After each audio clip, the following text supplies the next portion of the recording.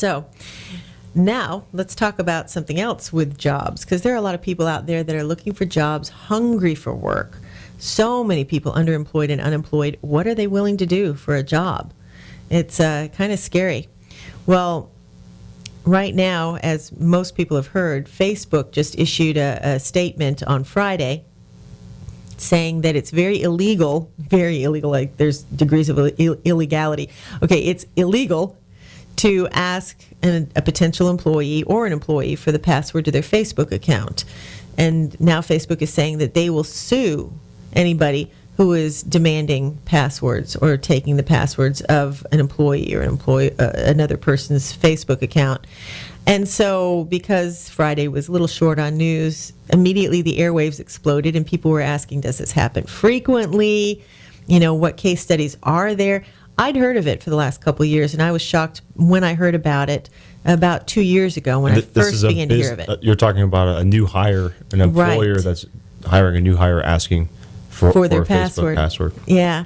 One example was a policeman who was being interviewed for the job, and the policeman said that the police department said that they wanted his password, and they wanted to check to see if he had any gang activity, any gang friends on Facebook.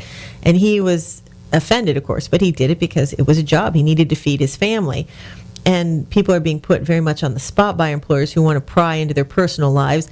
As one analyst said, it's kind of like asking for 3 years of tax returns. Do you really need to see my 3 years of tax returns before you hire me?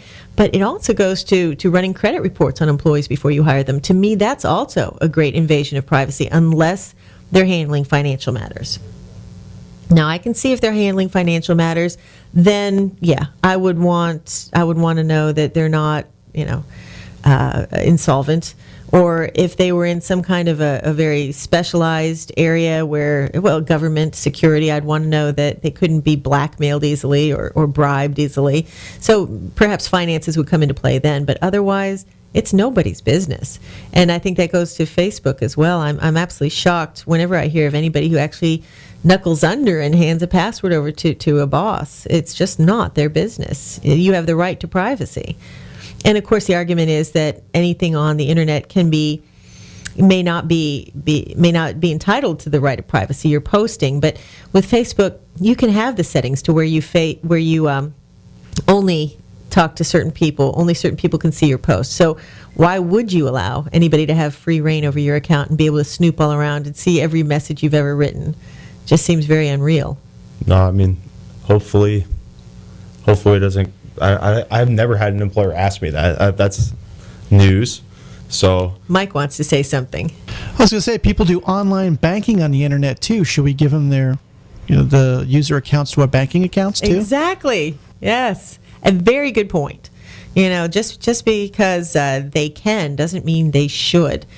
And I think that the American public in general has gotten so lackadaisical with their rights, and they have learned they have been taught that their rights are not important. I mean, how many times have we heard people say with the Patriot Act, for instance, that it's so much more important to be safe than it is to keep your privacy?